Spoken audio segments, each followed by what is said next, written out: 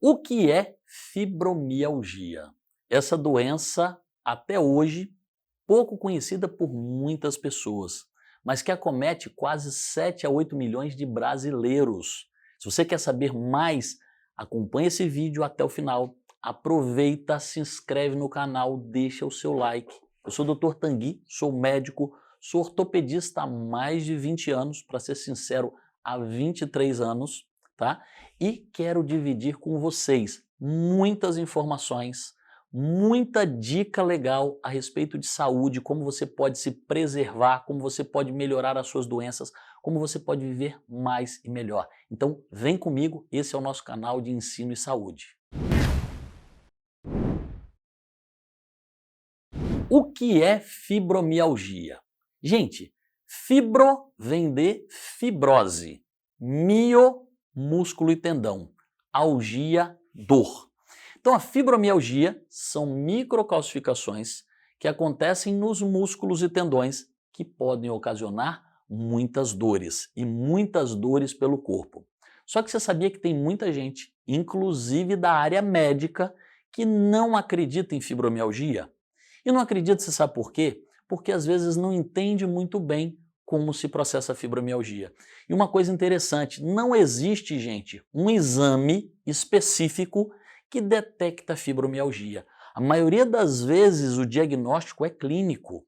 E a gente hoje tem no Brasil, estima-se às vezes que quase 5% da população possa ser acometido ou de fibromialgia ou de doenças parecidas, com o que a gente chama de síndrome miofacial, síndrome dolorosa muscular localizada, que são características principais de trigger points, ou seja, pontos dolorosos. Então é muita gente sofrendo de dor. Só que a fibromialgia, especificamente desse vídeo, o que acontece? Ela normalmente acontece em mulheres, é muito mais frequente, nós temos praticamente quase 7 mulheres para cada homem em acometimento, na faixa etária dos 35 aos 60 anos de idade. Por quê? Nessa fase, a mulher passa por várias alterações hormonais. Inclusive, um dos requisitos da fibromialgia são algumas alterações hormonais. Especificamente, a gente pode ter dos hormônios da tireoide, a pessoa pode ter um hipotireoidismo, mas também os hormônios femininos, que a mulher nessa fase dos 35 aos 60, ela pode passar pelo climatério, que a gente chama a menopausa. Mas a gente tem outros fatores muito importantes que fazem parte do quadro da fibromialgia. Um deles, falta de atividade física regular. As pessoas sedentárias têm uma incidência muito maior de fibromialgia. Segundo fator, sobrepeso. A mulher ela está acima do seu peso normal. E aí eu abro parênteses um pouquinho para falar daquelas mulheres às vezes que são chamadas falsas magras. A mulher vira para mim e fala o seguinte, ela chega lá no consultório, ela é até magrinha. E eu já atendi esses dias uma paciente que chegou e falou, doutor, eu tenho o mesmo peso há praticamente 20 anos. E aí eu pergunto para ela, quem diz que você tem a mesma constituição há 20 anos? E aí nós fomos fazer um exame chamado bioimpedância para avaliar a constituição. O peso dela estava adequado. Ela pesava 55 quilos, ela tem 1,60 m, 55 quilos. Só que ela precisava ganhar 7 quilos de músculo e perder 7 quilos de gordura, ou seja, é uma paciente chamada falsa magra. Então isso é característica de sobrepeso. Então a pessoa ela pode ser essa falsa magra, mas aquelas pacientes que são obesas ou acima do peso têm uma chance muito maior de ter fibromialgia. Então a obesidade, o depósito de gordura, ele é intimamente relacionado aos sintomas da fibromialgia. O outro aspecto muito importante e que é muito característico é a ansiedade. Então aquelas pacientes que são mais ansiosas. Então qual é a principal característica que denota ansiedade? Eu falo com as pessoas, preocupação. A maioria das vezes as pessoas ansiosas são pré-ocupadas, ou seja, estão ocupadas com alguma coisa que ainda não aconteceu. Só que você sabia que 90% das vezes que a gente está pré-ocupado, a coisa que a gente está preocupado não vai acontecer, ou se vai acontecer, independe da nossa vontade. Então, esse quadro que eu falei com vocês, mulher, faixa etária, 35, 60 anos, falta de atividade física, instabilidade hormonal, sobrepeso e ansiedade. É a característica básica que define muitas vezes o diagnóstico da fibromialgia.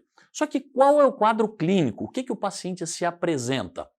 A maioria das vezes a pessoa sente dor em mais de 11 pontos no corpo. Especificamente a região do pescoço, que a gente chama cervical, região das costas e ombros, pode sentir dor nos cotovelos, dor nos quadris, dor nos joelhos.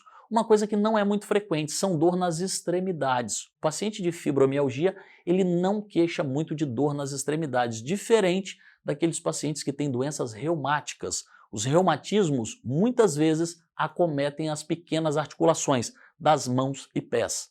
Então, dor em mais de 11 pontos no corpo, especificamente o que a gente chama de trigger points.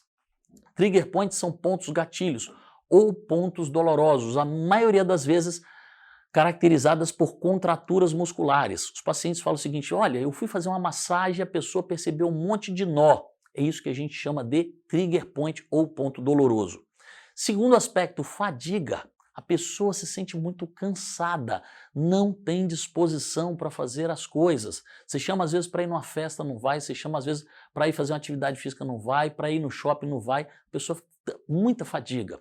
Especificamente porque essa pessoa também tem um sono intranquilo, não repousador. A pessoa fala: Tanguy, eu fui dormir, mas eu acordei mais cansada do que eu deitei.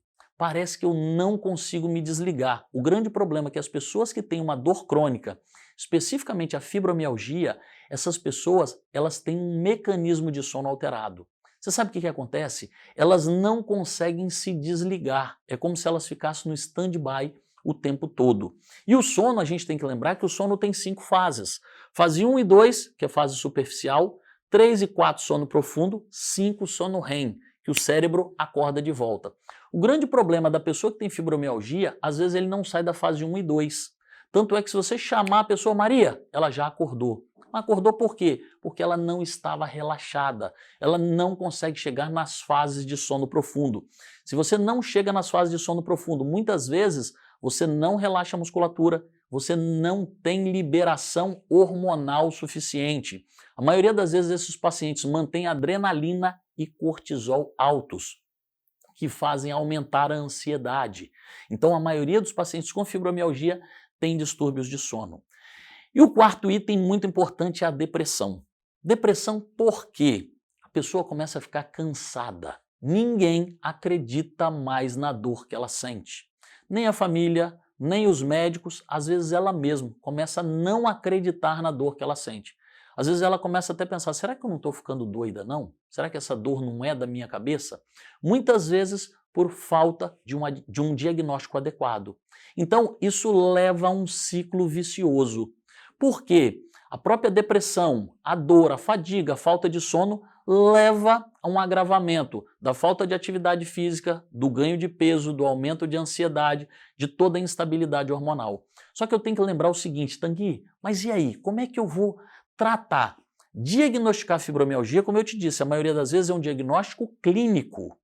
Os médicos que trabalham mais com a parte de fibromialgia são os ortopedistas, os reumatologistas, os fisiatras e hoje os médicos de dor que trabalham. São os neurologistas, os anestesistas, os próprios fisiatras que trabalham com essa parte de dor crônica.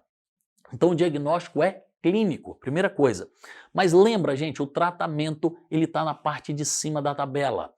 Idade e sexo eu não tenho jeito de mudar, tá? Só que eu tenho como atividade física, então eu preciso incluir essa pessoa num programa de reabilitação física. Segundo aspecto, controle do peso. Eu tenho que adequar massa muscular, controle de gordura. Terceiro ponto, instabilidade hormonal. Eu tenho que adequar as funções da tireoide, dos hormônios femininos. Se necessário, fazer uma reposição hormonal feminina adequada, tá? E o quarto ponto, que é muito importante, controle da ansiedade. Então a gente precisa ter fatores que ajudem no controle da ansiedade.